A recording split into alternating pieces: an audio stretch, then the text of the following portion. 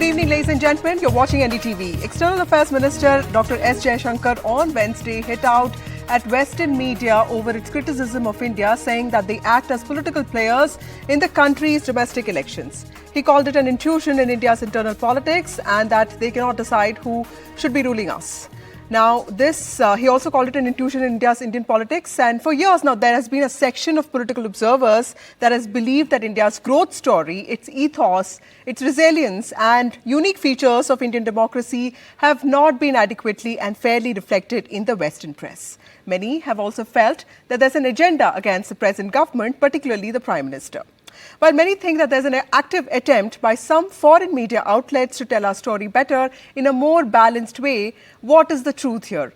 Are Western media narratives on India harming us or showing us the mirror? Is there an agenda to undermine our growth story, or is the media just doing its job or simply cherry-picking stories that suited their assumed beliefs? That's what we ask today. We have a special panel of guests here. Shashi Vempanti, who's a former CEO of Prasar Bharati. We also have Aarti R. Jairath, who is a senior journalist. We have Richard M. Rosso, director of the chair in US-India Policy Studies, and Saurabh Shukla, who's the founder of newsmobile.in. Thank you all of you for joining me on this show. Starting with Mr. Vempanti, you have often accused Western press of a superficial understanding of India and portrayal of Indian cultural stereotypes. Why do you say that, sir? So we've seen this pattern for quite some time now, and in fact when I was the CEO of Prasar Bharati, we had undertaken a very comprehensive research analysis of more than 5,000 news reports filed by different global media outlets. These are both news analysis as well as opinion as well as regular news. And what we found was that a consistent pattern of bias, exaggeration, portraying negativity, picking on fault lines, picking on controversies and hyping them out. In fact, I would recall 3 particular instances where this pattern was playing itself out. First, during the anti-CIA riots in 2019 and early 2020, when President Trump was visiting India. Then during COVID, and then now, of course, most recently in the run-up to this election.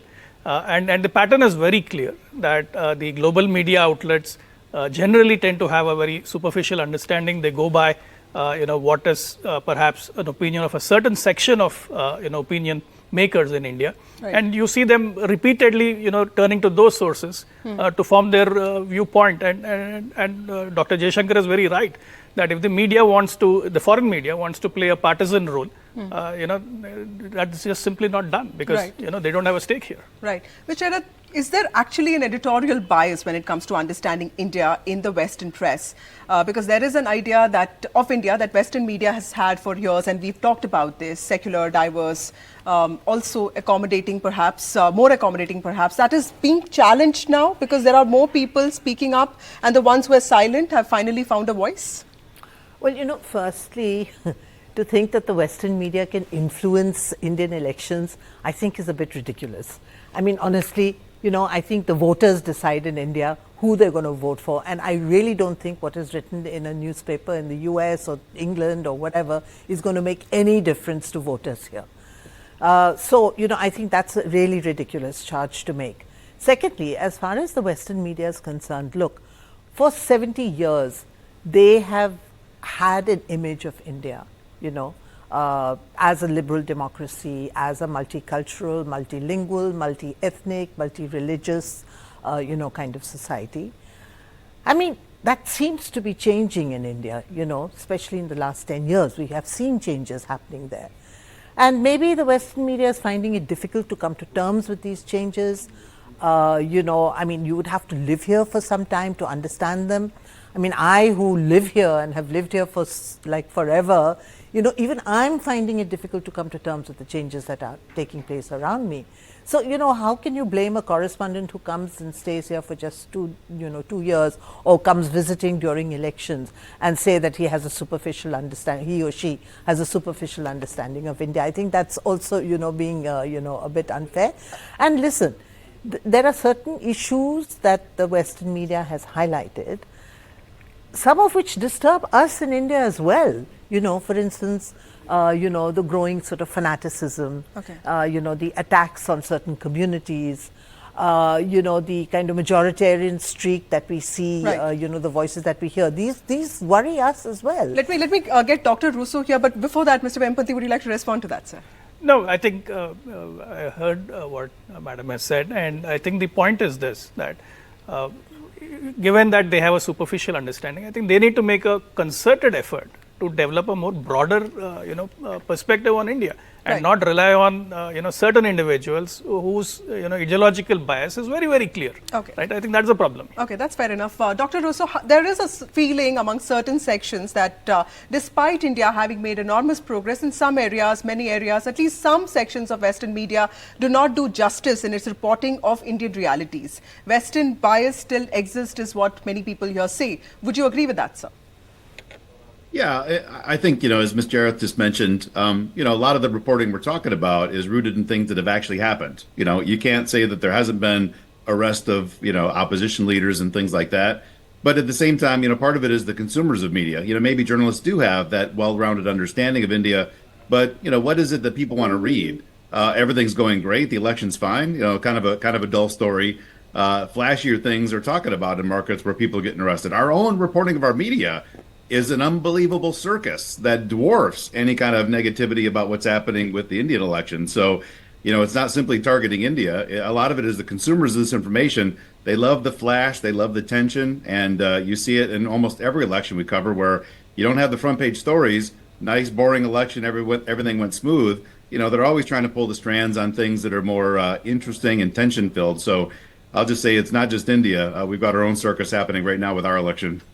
Right. Dr. Russo, also help us understand how does the US media look at countries such as Indonesia or Bangladesh or even European countries? Is there a different lens to judge a country? Frankly, like a lot of these countries don't even register. Unless you're looking for it, it's hard to find content a lot of times. There's a relatively small group of countries that I think when you talk about election time, unless they have some really pushy issue that is kind of in the American narrative. Like, for instance, for here, we're grappling with the far right, and the fact that we might reelect a president that appeals to the far right. Well, if the European election has somebody that looks a little bit like Trump or something like that, American voters would care a bit more about a European election for a small country, whereas other times we simply wouldn't. The Bangladesh elections, the only time that really kind of hit American psyche maybe is when the State Department announced sanctions against anybody in the Bangladesh election that impeded free and fair elections. But clearly, as much as we have concerns about India's election, arrest of opposition, in Bangladesh, you haven't had anything close to a free and fair election in a decade plus. But most Americans don't care. So, it is a narrow viewpoint of the fact that, we're very inwardly focused for the most part. The fact that India gets attention at all wasn't even the case a lot of times 20 years ago in election time. It's just unfortunate that by nature of it, it tends to be negative when it does hit the press. That's fascinating. Most Americans don't know, don't care. Mr. Shukla, would you like to respond to that? And I'll also like to ask you this question. Washington Post, I think last year, said that India's growth story may not have a happy ending, but it also talked about how India's economy is surging, and this, I remember, was a Fareed Zakaria piece. Similarly, there was this media organization that called the Prime Minister divider-in-chief, but it also published articles that recognize how India's economy is growing. So there is, of course, a balancing act that's happening there. Do you recognize that change, sir? Yes, that's happening because the India story itself is a fascinating story, for everybody to consume and for journalists to tell. But the challenge is there is a lack of understanding of what this India story is all about. And when I say lack of understanding, it stems from the fact that journalists sometimes are also living in a time warp. India is changing. There are a lot of fascinating, positive stories coming out, and I don't see that being depicted in the same manner in which some of the negative stories come out. Yes, media's role is to play the role.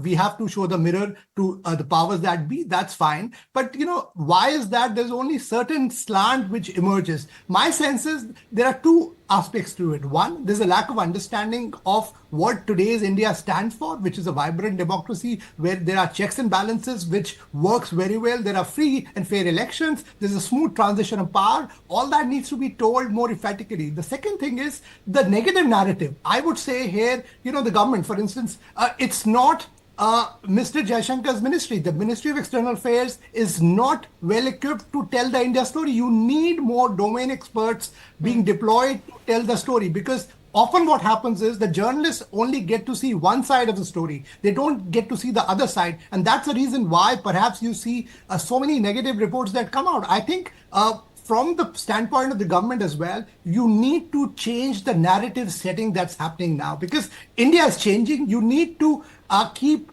pace with the new narrative, new ways of narrative setting, which is there happening globally. You have to see what's happening. So that's the reason. So a true and I would say a well-rounded India story can come out of the Western media. And I know there are enough and more consumers for these kind of stories as well. Right. Mr. Vembanti, positive stories don't get covered that much, don't get debated that much. That's what Saurabh is saying. But, journalism is a lot about, writing stories that matter, about poor people, about injustice. So a journalist cannot be really blamed for having a bias just because she's covering a story.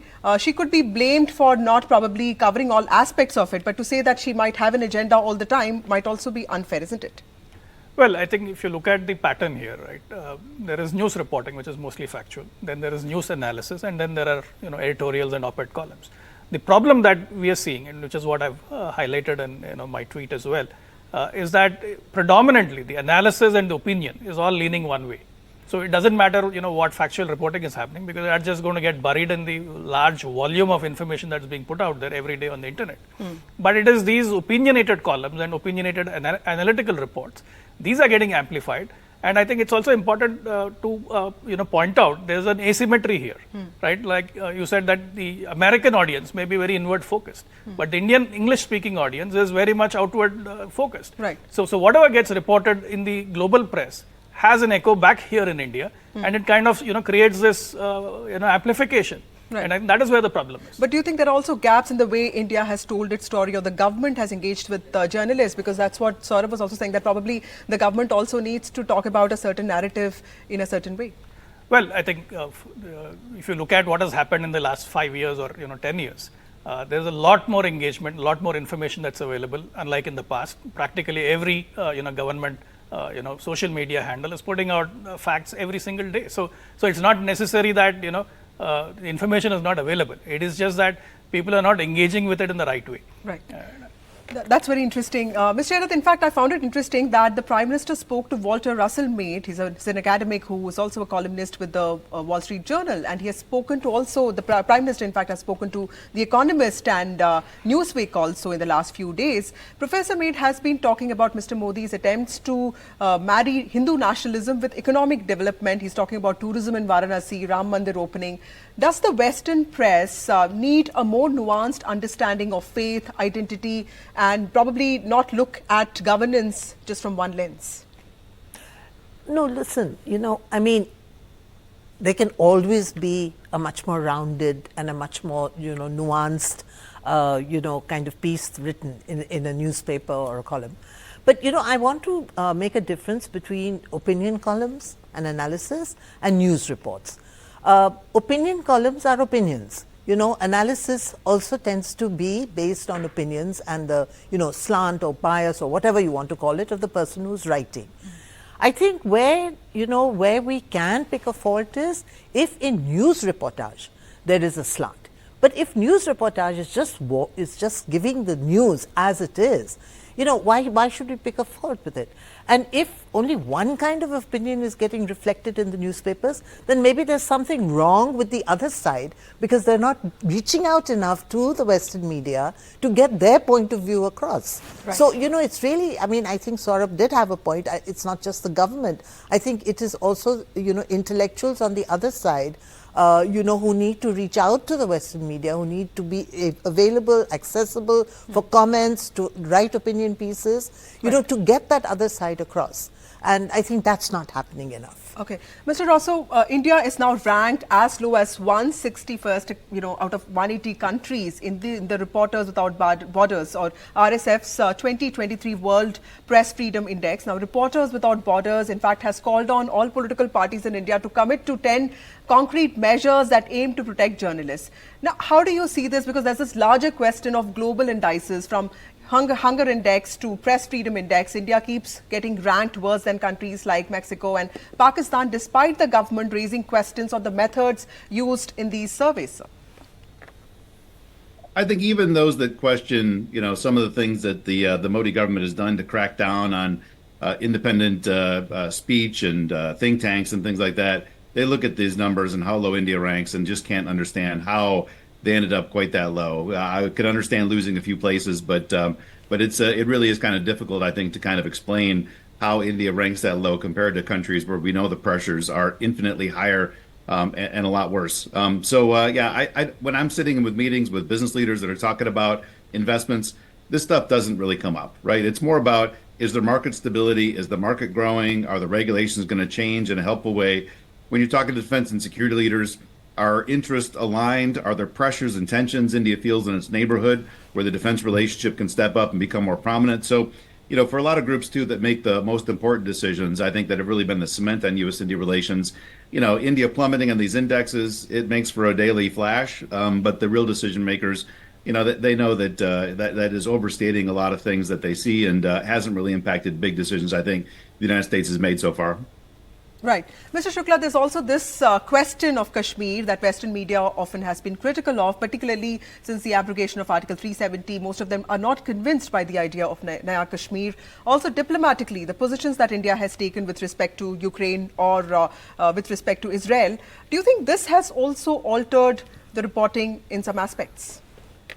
On diplomacy, I would say, especially when it came to Ukraine, India's stand on the Ukraine issue, that really, I think we were able to convey successfully because, in fact, when the Prime Minister visited here in the US, he had a very successful visit. And the reason was that, Indian diplomacy worked proactively. And I think the narrative went out that India, in fact, India conveyed to the US before it bought oil from Russia. That's the level of understanding that we have at the level of the governments. Yes, some of it did not trickle to the Western media. And here I would say that, perhaps some of them chose not to depict that because, when you are, having a certain narrative in mind when you're doing a story, certainly you tend to skip some of those. But I would say that on Kashmir, for instance, on CAA, I think there is a lack of understanding. Now, if you, I would say that the government should be encouraging, and once the elections are over, the new government should make sure that there is more outreach of the Western media for them to showcase the new Kashmir. What are the realities there? What are the investment realities? What are the people say? Let them go out and report there because, that will be the right narrative setting for them because then they can depict the real India story. And even then, if they come back and obviously choose not to depict the real story, then certainly. And I would say in an era of social media, on the era of digital media, people, the consumer of news as well, they are discerning. If they know that a certain media outlet is only churning out a certain narrative, whether it's for the government or against the government, they can see through this. So I would say let the readers decide as well. But yes, we have to be more proactive when we, when it comes to setting the India narrative of a new Bharat. That's something which has to be done proactively. Right. Mr. Vempati, talking about people who consume news, there are also reports that suggest that there is a decline in global readership of some of these magazines, and you've written about this. But the Indian readership is rising. In fact, it rose to almost 22% for the NYT alone. Time magazine has also seen rise in readership of 50% in India, although globally it has declined. How important is the Indian reader for foreign press? And the Indian reader in this case could be an English-speaking, possibly urban voter who could be voting for the BJP. Absolutely. When you look at the news universe in India, the English audience may be small from an all India perspective. But when you look at it from a global perspective, India is one of the largest English-speaking markets that is growing, right? So for a lot of these global media outlets, the digital audience in India is very important. And we've seen a very strong correlation in our analysis when we looked at these 5,000 news reports, that every time there is a sensational news item or a sensational opinion item that is put out by the BBC or the New York Times, there's a very strong correlation with their digital traffic originating from India. And that's borne out by indices like ComScore and so on. So clearly there is a pattern here, and hence they see value in picking up these controversial topics and putting out a very controversial point of view because it's a direct impact on their digital audience statistics. Right. Ms. Cherat, after the Mangalyaan mission 7 years ago, the invitee published a cartoon of an Indian knocking at the door of the elite space club with a cow. And Umesh Upadhyay has also written about this. Many say that the Western press is playing this imperial game willingly and might need to come out of this colonial mindset. Is that something that you agree with, ma'am, especially when it comes to sensibilities and sensitivity with regard to Indian culture? Well, our achievements in the field of science and technology, our moon mission and so on, if the Western press is reporting it with a bias, I think there's something wrong with the way in which we have portrayed it and the kind of outreach that we have done, the kind of explaining that we have done to the Western media. Maybe we haven't done enough. And that's why they resort to the stereotype of, on the one hand, a very poor India, ridden with poverty. On the other hand, this huge amount of money being spent on, a space mission. So, I think we also need to look at ourselves and see what kind of a narrative we are sending out. We are setting for the Western media. Is that narrative good enough to showcase whatever our achievements are, especially in the field of science and technology? Or is that narrative too, limited or just kind of doesn't really attract the Western media? It's a question of selling a story to the media. The media must be sold the story, because at the end of the day, the media is looking for a story. Now, it depends on how you sell that story to the media. Right. And, I know in my experience, there are government, servants, there are government spokespersons who are very good at showcasing the story for you. And there are some who are just so inarticulate and are not able to convey the thing. So, you're left to your own devices to actually write up the story. So last word from you, Dr. Rosu. Many Western media outlets have also been critical of Narendra Modi from the time that he was the Chief Minister of Gujarat. Perhaps that is why they're not able to look at his work comprehensively. Is that also the baggage of bias that they carry?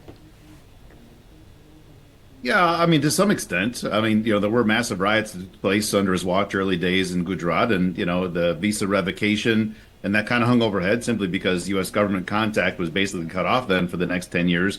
So that certainly, was the original framing and picture that we had, of Chief Minister then Modi, announcing vibrant Gujarat and starting to engage the business community, engaging the diaspora.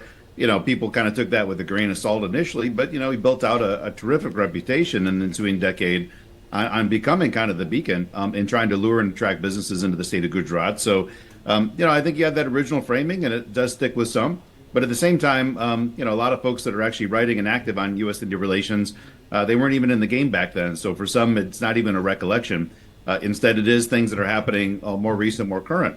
CIA, excluding Muslims from all the groups that was applied to is noticeable. Article 370, that I think is kind of defensible, I think, pretty easily. So it's a mix. Every issue has to be taken on its own. And to say that they haven't tried to stoke religious tensions is not true either. But if that's the only narrative that then I think, that's not quite the all-encompassing view. And I think we're missing some of the good things that are happening. Right. So while there's a need for Western media outlets to adopt a more nuanced approach to reporting on the global south, it's also important to safeguard the foreign media's right to do their job and for governments to willingly engage with media, dropping suspicion and bias on both ends. The story of rising India has to be told in a way that it represents all of us. Thank you all of you for joining me, and that's a thought we leave you with. Thank you all for watching NDTV.